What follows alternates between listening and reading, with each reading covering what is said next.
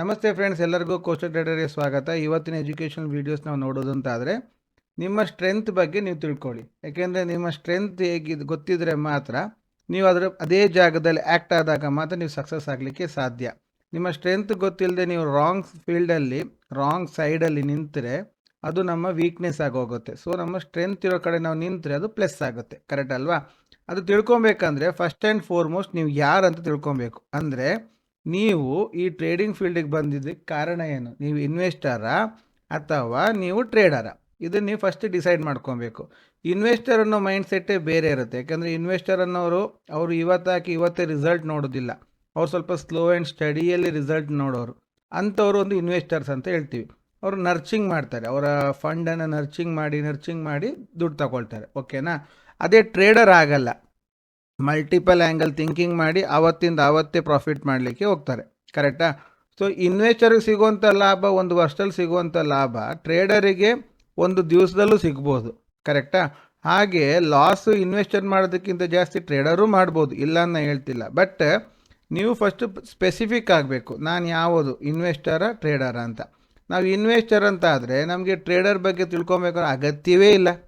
So ಯಾಕೆಂದರೆ ನಾವು trading ಮಾಡೋಕ್ಕೆ ಹೋಗೋದೇ ಇಲ್ಲ. ಸೊ ಇನ್ವೆಸ್ಟ್ಮೆಂಟ್ ಮಾಡಬೇಕಾದ್ರೆ ಅದು ಪಾರ್ಟೇ ಸಪ್ರೇಟು. ಸ್ಟಾಕ್ಸ್ ನೋಡೋದು, ಅದರಲ್ಲಿ ಯಾವ್ದಾದ್ರು ಇನ್ವೆಸ್ಟ್ ಮಾಡೋದು, ಕಂಪ್ನೀಸ್ಗಳು ನೋಡೋದು, ಇನ್ವೆಸ್ಟ್ ಮಾಡೋದು. ಓಕೆ. ಟ್ರೇಡರ್ ಅಂದಮೇಲಿಂದ ಟ್ರೇಡರ್ ಅಂದರೆ ತಿರ್ಗಾ ಎರಡು ಡಿವೈಡ್ ಆಗುತ್ತೆ. ನೀವು ಟ್ರೇಡಿಂಗಲ್ಲಿ ಆಪ್ಷನ್ ಬೈಯರ ಅಥವಾ ಆಪ್ಷನ್ ಸೆಲ್ಲರ ಅಂತ ನೋಡಿ. ಅದರಲ್ಲೂ ಸಿಗೇನ್ ಡಿಫೈನ್ ಆಗೋದೇನೆಂದರೆ ಟ್ರೇಡರ್ ಅಂದರೆ ಆವತ್ತೇ ನೋಡೋನ್ನ ಮಾತ್ರ ಟ್ರೇಡರ್ ಅಂತ ಕರೆಯೋದು. ಇವತ್ತು ತಗೊಂಡು ಒಂದು ವಾರ ಬಿಟ್ಟು ಮಾಡೋನ್ನ ಟ್ರೇಡರ್ ಅನ್ನೋದಿಲ್ಲ. ಅದನ್ನು ಮೀಡಿಯಮ್ ಟರ್ಮ್ ಇನ್ವೆಸ್ಟ್ಮೆಂಟು ಅಥವಾ long term investment, short term investment ಈ ರೀತಿ ಹೋಗುತ್ತೆ. ಬಿಟ್ಟರೆ ಟ್ರೇಡರ್ ಅಂತ ಬಂದರೆ ಟ್ರೇಡರ್ ಅಂದರೆ ಬೆಳಗ್ಗೆಯಿಂದ ಸಂಜೆ ಒಳಗೆ ಕತೆ ಕ್ಲೋಸ್. ಅದನ್ನು ಟ್ರೇಡರ್ ಅಂತ. ಅದು ಸ್ಕ್ಯಾಲ್ಪಿಂಗ್ ಆಗಿರ್ಬೋದು, ಇಂಟ್ರಾಡೇ ಆಗಿರ್ಬೋದು, ಸ್ವಿಂಗ್ ಟ್ರೇಡ್ ಆಗಿರ್ಬೋದು. ಕರೆಕ್ಟ್ ಅಲ್ವಾ? ಆವತ್ತೇ ಲೆಕ್ಕ ಚುಕ್ತಾಗಬೇಕು. ಅದನ್ನು ಟ್ರೇಡರ್ ಅಂತ. ಅದರಲ್ಲಿ ನಾವು ಯಾರು? Option buying trader, option selling trader, ಇದು ನಾವು ತಿಳ್ಕೊಬೇಕು. ಯಾಕೆ ಅಂತ ಹೇಳಿದ್ರೆ ಇಬ್ಬರಿಗೂ ರಿಸ್ಕ್ ಇರೋದು ಸೇಮ್ ಆಗಿರುತ್ತೆ. ಆಪ್ಷನ್ ಬೈಯರಿಗೆ ಮಾತ್ರ ರಿಸ್ಕು, ಆಪ್ಷನ್ ಸೆಲ್ಲರಿಗೆ ಇಲ್ಲ ಅಂತ ಹೇಳೋದು. ಕೆಲವ್ರು ಹೇಳ್ತಾರೆ ಆಪ್ಷನ್ ಸೆಲ್ಲರಿಗೆ ರಿಸ್ಕ್ ಜಾಸ್ತಿ, ಆಪ್ಷನ್ ಬೈಯರಿಗಿಲ್ಲ ಅಂತಾರೆ. ಅದೆಲ್ಲ ಸುಳ್ಳು. ಇಬ್ಬರಿಗೂ ಸೇಮ್ ರಿಸ್ಕ್ ಇರುತ್ತೆ. ಯಾಕೆಂದರೆ ಈಗ ಯಾರೂ ದಡ್ರಲ್ಲ. ಆಪ್ಷನ್ ಸೆಲ್ಲಿಂಗ್ ಹಾಕ್ಬಿಟ್ಟು ಸ್ಟಾಪ್ ಲಾಸ್ ಹಿಡ್ದೇನೆ ಬಿಟ್ಬಿಡೋ ಅಂಥ ದಡ್ರು ಯಾರೂ ಇಲ್ಲ. ಕರೆಕ್ಟ್ ಅಲ್ವಾ?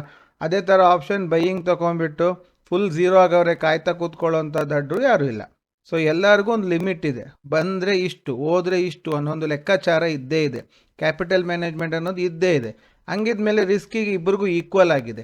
ಯಾರಾದರೂ ಆಪ್ಷನ್ ಸೆಲ್ಲಿಂಗ್ ಮಾತ್ರ ರಿಸ್ಕಿ ಅಂತ ಹೇಳಿದ್ರು ತಪ್ಪೆ, ಆಪ್ಷನ್ ಬೈಯಿಂಗ್ ಮಾತ್ರ ರಿಸ್ಕಿ ಅಂತ ಹೇಳೋದು ತಪ್ಪೆ. ಅದಕ್ಕೆ ಅಂತ ಎಡ್ಜಿಂಗ್ ಮಾಡಿ ಅಂತ ಹೇಳೋದು ದೊಡ್ಡ ತಪ್ಪು. ಯಾಕೆಂದರೆ ಟ್ರೇಡರ್ಗೆ ಎಡ್ಜಿಂಗ್ ಆಗೋದಿಲ್ಲ. ಯಾಕೆಂದರೆ ಟ್ರೇಡರ್ ಎಡ್ಜಿಂಗ್ ಮಾಡಿದ್ರೆ ಅವನಿಗೆ ಪ್ರಾಫಿಟ್ ತುಂಬ ಕಮ್ಮಿ, ರಿಸ್ಕ್ ಸೇಮ್ ಟು ಸೇಮ್ ಇರುತ್ತೆ. ಯಾಕೆಂದರೆ ಅವ್ನು ಪಾಯಿಂಟ್ಸ್ ಲೆಕ್ಕ ತಗೊಂಡಾಗ ಸೇಮ್ ಟು ಸೇಮ್ ಇರುತ್ತೆ. ಓಕೆ, ಅದ್ರ ಬಗ್ಗೆ ಸ್ವಲ್ಪ ನಾವು ಗಮನ ಕೊಡೋಣ. ಲೈಕ್ ಉದಾಹರಣೆಗೆ ಈಗ ಒಂದು ರೋಡ್ ಇದೆ. ಈ ರೋಡಲ್ಲಿ ಒಂದು ಮೊಪೆಡು ಓಡಾಡುತ್ತೆ, ಒಂದು ಬೈಕ್ ಓಡಾಡುತ್ತೆ. ಕರೆಕ್ಟ್ ಅಲ್ವಾ? ಮೊಪೆಡ್ದೇ ಒಂದು ಸ್ಪೀಡ್ ಇದೆ, ಬೈಕ್ದೇ ಒಂದು ಸ್ಪೀಡ್ ಇದೆ. ಕರೆಕ್ಟ್ ಅಲ್ವಾ? ಮೊಪೆಡ್ ಸ್ಪೀಡಲ್ಲಿ ಬೈಕ್ನೇ ಓಡಿಸ್ಬೇಕು ಅಂತ ಹೇಳೋದು ತಪ್ಪು, ಬೈಕಿನ ಸ್ಪೀಡಲ್ಲೇ ಮೊಪೆಡನ್ನು ಓಡಿಸ್ಬೇಕು ಅನ್ನೋದು ತಪ್ಪೆ. ಸೊ ಅದರ ಸ್ಟ್ರೆಂತು, ಅದರ ಕ್ವಾಲಿಟಿ, ಇದು ಎಲ್ಲ ಸೇಮ್ ಟು ಸೇಮ್ ಇರುತ್ತೆ. ಕರೆಕ್ಟಾ? ಅದನ್ನು ಓಡಿಸೋರ ಮೇಲೂ ಡಿಪೆಂಡ್ ಆಗುತ್ತೆ. ಈಗ ಒಬ್ಬ ಹುಡುಗ, ಯಂಗ್ಸ್ಟರ್ಸ್, ಅವ್ರಿಗೆಲ್ಲ ಬೈಕ್ ಇಷ್ಟ. ಅವ್ರಿಗೆ ನೀವು ಮೊಪೆಡ್ ಕೊಟ್ಟರೆ ಅಷ್ಟು ಥ್ರಿಲ್ಲಿಂಗ್ ಇರಲ್ಲ, ಅವ್ರಿಗೆ ಅದು ಇಂಟ್ರೆಸ್ಟು ಬರೋದಿಲ್ಲ. ಕರೆಕ್ಟಾ? ಅದೇ ಒಬ್ಬರು ಮಿಡ್ಲ್ ಏಜ್ ಅವರು, ಒಂದು ಏಜ್ಡ್ ಪರ್ಸನ್ಗೆ ಹೋಗಿ ನೀವು ಬೈಕೆಲ್ಲ ಕೊಟ್ಟರೆ ಅವ್ರಿಗೆ ಅದು ಆಗಲ್ಲ, ಬೆನ್ನು ನೋವಾಗ್ಲಿಕ್ಕೆ ಶುರು ಆಗುತ್ತೆ. ಸರಿ ಇಲ್ಲ, ನಮಗೆ ಆರಾಮ್ ಕಂಫರ್ಟ್ ಮೊಪೆಡ್ ಓಕೆ ಅನಿಸುತ್ತೆ. ಕರೆಕ್ಟಾ? ಸೊ ಅವರಿಬ್ಬರನ್ನ ಅದ್ಲು ಬದಲು ಮಾಡಿದ್ರು ಅದು ರಾಂಗ್. ಗಾಡಿ ಸೇಮ್ ಇದ್ರು ಅದ್ಲು ಬದಲು ಮಾಡಿದ್ರು ರಾಂಗ್. ಕರೆಕ್ಟ್ ಅಲ್ವಾ? ಅದೇ ರೀತಿ ರಿಸ್ಕ್ ಅನ್ನೋದು ಇಬ್ಬರಿಗೂ ಇದೆ. ಯಾಕೆಂದರೆ ರೋಡಲ್ಲಿ ಹೋಗ್ಬೇಕಾದ್ರೆ ಬೈಕಲ್ಲಿ ಇದ್ದವನು ರಿಸ್ಕು, ಮೊಪೆಡಲ್ಲಿ ಇದ್ದವನಿಗೂ ರಿಸ್ಕೇ. ಸ್ಪೀಡ್ ಅನ್ನೋದು ಅದು ಇಂಜಿನ್ ಕೆಪಾಸಿಟಿ, ಅದನ್ನು ಕಂಟ್ರೋಲಿಂಗ್ ಕೆಪಾಸಿಟಿ ಯಾರ ಮೇಲಿದೆಯೋ ಅದ್ರ ಮೇಲೆ ಡಿಪೆಂಡ್ ಆಗುತ್ತೆ. ಸೊ ರಿಸ್ಕ್ಗೋಸ್ಕರ ಅವ್ರವ್ರ ಸೇಫ್ಟಿನೆಸ್ನ ಅವ್ರವ್ರು ಮಾಡ್ಕೊಳ್ತಾರೆ.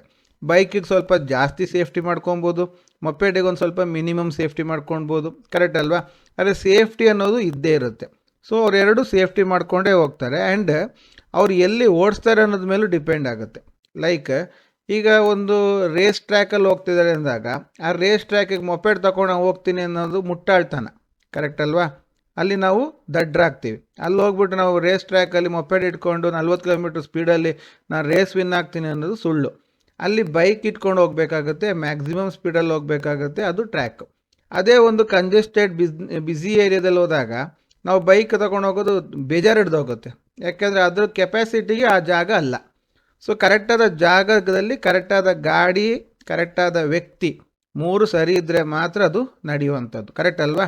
ಸೊ ನಿಮಗೆ ಇದು ಸರಿ ಅನಿಸಿದ್ರೆ ಮಾತ್ರ ನೀವು ಕಮೆಂಟಲ್ಲಿ ಹೇಳಿ ಇಟ್ ಇಸ್ ಟ್ರೂ ಅಂತ, ಇಲ್ದಿದ್ರೆ ಕಮೆಂಟ್ ಮಾಡೋಕ್ಕೆ ಹೋಗಬೇಡಿ. ಓಕೆನಾ? ನೆಕ್ಸ್ಟ್ ನೋಡಿ, ಅದೇ ಥರ ನೋಡಿದಾಗ ನಾವು ರೈಟ್ ಪರ್ಸನನ್ನು ರೈಟ್ ಜಾಬ್ಗೆ ಚೂಸ್ ಮಾಡಬೇಕು. ರಾಂಗ್ ಪರ್ಸನನ್ನು ಚೂಸ್ ಮಾಡಿದ್ರೆ ಇಟ್ ಇಸ್ ವೇಸ್ಟ್. ಅಂದರೆ ಯಾರ್ಯಾರಿಗೆ ಯಾವ್ಯಾವ ಕೆಲಸ ಕೊಡಬೇಕು ಅದೇ ಕೆಲಸ ಕೊಡಬೇಕು. ಕುದುರೆಗೆ ಭಾರ ಹೊರೋ ಕೆಲಸ ಅಥವಾ ಕತ್ತೆಗೆ ರೇಸ್ ಓಡೋ ಕೆಲಸ ಈ ರೀತಿ ಕೊಟ್ಟರೆ ಅದಲು ಬದಲಾಗುತ್ತೆ. ಯಾರ್ಯಾರಿಗೆ ಯಾವ್ಯಾವ ಜಾಗದಲ್ಲಿ ಯಾವ್ಯಾವ ಕೆಲಸ ಕೊಡಬೇಕು ಅದೇ ಕೊಡಬೇಕು. ಇಲ್ಲ ಅಂತೇಳಿದ್ರೆ ಅದು ನಮ್ಮ ಪಾಲಿನ ಕೆಲಸ ಅಲ್ಲ. It is not my cup of tea. ಕರೆಕ್ಟಾ? ಸೊ ಯಾರಿಗೆ ಯಾವ್ದು ವಹಿಸ್ಬೇಕು ಅದನ್ನೇ ವಹಿಸ್ಬೇಕು. ಈಗ ಇದು ಯಾಕೆ ಹೇಳ್ತಿದ್ದೀನಿ ಅಂದರೆ, ನಿಮ್ಮೊಳಗಿರೋ ಸ್ಟ್ರೆಂತನ್ನು ನೀವು ಅನಾಲಿಸಿಸ್ ಮಾಡ್ಕೊಬೇಕು. ಅಂದರೆ ನೋಡಿ, ರೋಡ್ ಅನ್ನೋದು ಸ್ಟಾಕ್ ಮಾರ್ಕೆಟ್. ಅದರಲ್ಲಿ ನಿಮಗೆ ಆಪ್ಷನ್ ಬೈಯಿಂಗ್ ಅನ್ನೋದು ಒಂದು ಗಾಡಿ, ಆಪ್ಷನ್ ಸೆಲ್ಲಿಂಗ್ ಎಡ್ಜಿಂಗ್ ಅನ್ನೋದು ಒಂದು ಗಾಡಿ. ಓಕೆ, ಯಾವುದ್ಯಾವುದನ್ನು ಯಾಕೆ ಹೋಗಿಸ್ಬೇಕು? ಯಾಕಂದರೆ ರಿಸ್ಕ್ ಎರಡು ಕಡೆ ಸೇಮ್ ಇದೆ. ಓಡಿಸೋ ವ್ಯಕ್ತಿಗಳು ನಾವು ಡಿಫ್ರೆನ್ಸ್ ಇರ್ತೀವಿ. ಕರೆಕ್ಟಾ? ನಮಗೆ ಯಾವ ಸೂಟ್ ಆಗುತ್ತೆ? ಈಗ ಭಾರ ಹೊರ್ಲಿಕ್ಕೆ ರೆಡಿ ಇದ್ದ ಬಾಡಿ ಬಿಲ್ಡ್ರಿಗೆ ವೆಯ್ಟ್ ಕೊಟ್ಟರೆ ವರ್ಕಿಂಗ್ ಆಗುತ್ತೆ. ಸಣ್ಣಕ್ಕಿದ್ದವನು ಕೈಲಿ ಕೊಟ್ಬಿಟ್ರೆ ಏನಾಗುತ್ತೆ? ಅವನಿಗದು ಎತ್ತಲಿಕ್ಕೆ ಕಷ್ಟ ಆಗುತ್ತೆ. ಸೊ ನಮ್ಮ ಮೈಂಡ್ ಸೆಟ್ಟು ಆಪ್ಷನ್ ಬೈಯಿಂಗಿಗೆ ಇದ್ದರೆ ಮಾತ್ರ ನಾವು ಆಪ್ಷನ್ ಬೈಯಿಂಗ್ ಬರಬೇಕು. ಇಲ್ಲ ಅಂತೇಳಿದ್ರೆ ಸೀದಾ ನಾವು ಎಡ್ಜಿಂಗ್ ಹೋಗ್ಬಿಟ್ಟು ಸೇಫರ್ ಸೈಡಲ್ಲಿ ಇನ್ವೆಸ್ಟ್ಮೆಂಟ್ ಮಾಡ್ಕೊಂಡು ಬದುಕಬೇಕು. ಯಾಕೆಂದರೆ ಬದುಕಲಿಕ್ಕೆ ಖಾಲಿ ಟ್ರೇಡಿಂಗ್ ಒಂದೇ ಜೀವನ ಅಲ್ಲ, ಬೇರೆ ಬೇರೆ ಬೇರೆ ಬೇರೆ ಜೀವನ ಇದೆ. ಕರೆಕ್ಟ್ ಅಲ್ವಾ? ಸೊ ಅದನ್ನು ನಾವು ನೋಡ್ಕೊಬೇಕು. ಓಕೆ, ಸೊ ಇದು ನಮ್ಮ ಸ್ಟ್ರೆಂತ್ ಗೊತ್ತಾದಾಗ ನಮಗೇನಾಗುತ್ತೆ, ಎಂಟ್ರಿ ಕರೆಕ್ಟಾಗಿ ಗೊತ್ತಿರುತ್ತೆ. ಯಾಕೆಂದರೆ ನಮ್ಮದು ಸ್ಟ್ರೆಂತ್ ನಮಗೆ ಗೊತ್ತು. ಆ ಒಂದು ಲೆಕ್ಕದಲ್ಲಿ ನಾವು ಆಪ್ಷನ್ ಬೈಯರ್ ಆದ್ವೋ ಆಪ್ಷನ್ ಸೆಲ್ಲರ್ ಆದ್ವೋ ಯಾರೇ ಆಗಲಿ, ಅವ್ರಿಗೆ ಕಾಮನ್ ಆಗಬೇಕಾಗಿದ್ದೇನು?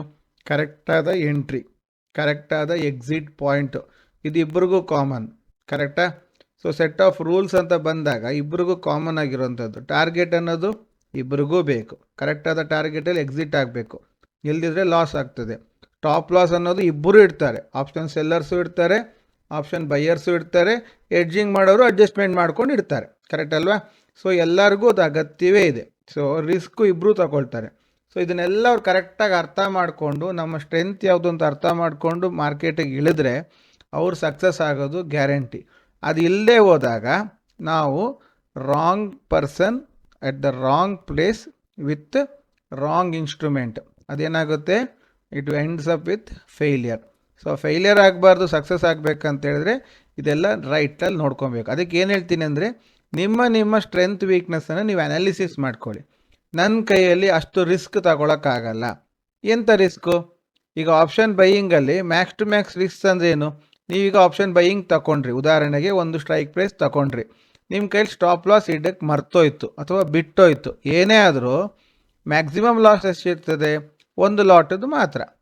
ಬಂದರೆ ಪ್ರಾಫಿಟು ಅನ್ಲಿಮಿಟೆಡ್. ಕರೆಕ್ಟ್ ಅಲ್ವಾ? ಅದೇ ಆಪ್ಷನ್ ಸೆಲ್ಲರ್ ಆದರೆ ಅವನು ಮರಿಲೇಬಾರ್ದು, ಅವನು ಆಟೋಮೆಟಿಕ್ಕಾಗಿ ಅವನು ಸ್ಟಾಪ್ ಲಾಸ್ ಇಡಲೇಬೇಕು, ಅವನು ಎಡ್ಜಿಂಗ್ ಮಾಡಲೇಬೇಕು, ಪೊಸಿಷನನ್ನು ಕ್ಯಾರಿ ಫಾರ್ವರ್ಡ್ ಮಾಡಲೇಬೇಕು. ಆವತ್ತೇ ತೆಗೆದಾಗ investment is heavy but return is low ಅಂದಂಗೆ ಆಗುತ್ತೆ. ಇದೇ ಬೈಯರ್ಸಿಗೆ ಇನ್ವೆಸ್ಟ್ಮೆಂಟ್ ಲೆಸ್, ರಿಟರ್ನ್ಸ್ ಅದು ಜಾಸ್ತಿಯೇ. ಈಗ ಒಂದು ಲಾಟಿಗೆ 6,000 ರೂಪಾಯಿ ಹಾಕಿ 10 ಪಾಯಿಂಟ್ ಹಿಡಿದ್ರು 500 ರೂಪಾಯಿ ಅಂತ ಹೇಳಿದ್ರು, ಇಟ್ ಈಸ್ 10%. ಅದೇ ಆಪ್ಷನ್ ಸೆಲ್ಲರು ಒಂದು ಲಾಟನ್ನು ಸೆಲ್ಲಿಂಗ್ ಮಾಡಿ ವಿತ್ ಎಡ್ಜಿಂಗ್ ಎಲ್ಲ ಮಾಡಿದ್ರು 60,000 ರೂಪಾಯಿ 65,000 ರೂಪಾಯಿ ಇನ್ವೆಸ್ಟ್ಮೆಂಟ್ ಆಗುತ್ತೆ. ಅವನಿಗೆ ಸಿಗಬೇಕಾದ್ರೆ ಅದು 500 ರೂಪಾಯಿ ಅಂತ ಹೇಳಿದ್ರೆ ಜಸ್ಟ್ 1%. ವರ್ಕ್ ಇಬ್ಬರು ಸೇಮ್ ಜಾಗದಲ್ಲಿ ಮಾಡ್ತಾರೆ, ಸೇಮ್ ರೀತಿಯಲ್ಲೇ ಮಾಡ್ತಾರೆ. ಇಬ್ಬರು ಎಂಟ್ರಿ ನೋಡಿಯೇ ಮಾಡೋದು, ಸಪೋರ್ಟ್ ನೋಡಿಕೊಂಡೇ ತಗೊಳ್ಳೋದು, ರೆಸಿಸ್ಟೆನ್ಸ್ ನೋಡಿಯೇ ತಗೊಳ್ಳೋದು. ಕರೆಕ್ಟ್ ಅಲ್ವಾ? ಹಂಗಿದ್ದಾಗ ಎಂಟ್ರಿ ಎಕ್ಸಿಟ್ ಸ್ಟಾಪ್ ಲಾಸ್ ಮುಖ್ಯ ಬಿಟ್ಟು ನೀವು ಯಾವ ರೀತಿ ವರ್ಕ್ ಮಾಡ್ತೀನಿ ಅನ್ನೋದು ಮುಖ್ಯ ಬರೋದಿಲ್ಲ. ಸೊ ಅದು ಸೇಮ್ ಟು ಸೇಮ್ ನಿಮ್ಮ ಮೈಂಡ್ ಸೆಟ್ಟಿಗೆ ಯಾವ ಸೆಟ್ ಆಗುತ್ತೋ ಅದನ್ನು ಇಟ್ಕೊಂಡು ನೀವು ಮುಂದೋಗಿ ಸಕ್ಸಸ್ ಆಗ್ತೀರಿ. ಅದನ್ನು ಗೈಡ್ ಮಾಡಬೇಕಂದ್ರೆ ನಮ್ಮ ಹತ್ರ ಸೇರ್ಕೊಳ್ಳಿ, ನಾವು ನಿಮಗೆ ಗೈಡ್ ಮಾಡಲಿಕ್ಕೆ ನಾವು ರೆಡಿ ಇದ್ದೀವಿ. ಯಾಕೆಂದರೆ ನಾವು ಖಾಲಿ ಒಂದು 5,000 ರೂಪಾಯಿ ಕೋರ್ಸ್ ಕೊಟ್ಟು ನಾವು ಕೈ ತೊಳಿತಿಲ್ಲ. ನಿಮ್ಮೊಟ್ಟಿಗೆ ಇದ್ದು ಸೈಕಾಲಜಿಕಲಿ ಏನೇನು ಬ್ಯಾರಿಯರ್ಸ್ಗಳಿವೆ ಅದನ್ನೆಲ್ಲ ಬ್ರೇಕ್ ಮಾಡೋದು ಹೇಗೆ ಅನ್ನೋದರಿಂದ ಹಿಡಿದು ನಿಮ್ಮನ್ನು ಪ್ರಾಪರ್ ಚಾನೆಲ್ ತಗೊಂಡು ಹೋಗೋವರೆಗೂ ನಾವು ಹೆಲ್ಪ್ ಮಾಡ್ತಾಯಿದ್ದೀವಿ. ಸೊ ಲೈವಲ್ಲಿ ನಿಮ್ಮೊಟ್ಟಿಗೆ ಲೈವಲ್ಲಿ ಸಪೋರ್ಟಲ್ಲೂ ಇದ್ದೀವಿ. ಸೊ ನಿಮ್ಗೆ ಇಷ್ಟ ಆದರೆ ಬನ್ನಿ ನಮ್ಮೊಟ್ಟಿಗೆ ಕೈ ಜೋಡಿಸಿ. ವಿಡಿಯೋ ಇಷ್ಟ ಆದರೆ ಲೈಕ್ ಮಾಡಿ, ಸಬ್ಸ್ಕ್ರೈಬ್ ಮಾಡಿ, ನಿಮ್ಮ ಫ್ರೆಂಡ್ಸಿಗೂ ತಿಳಿಸಿ ಅಂತ ಹೇಳ್ತಾ ಇವತ್ತಿನ ಎಜುಕೇಷನ್ ವಿಡಿಯೋ ಕಂಪ್ಲೀಟ್ ಮಾಡ್ತಾಯಿದ್ದೀನಿ friends. Thank you very much.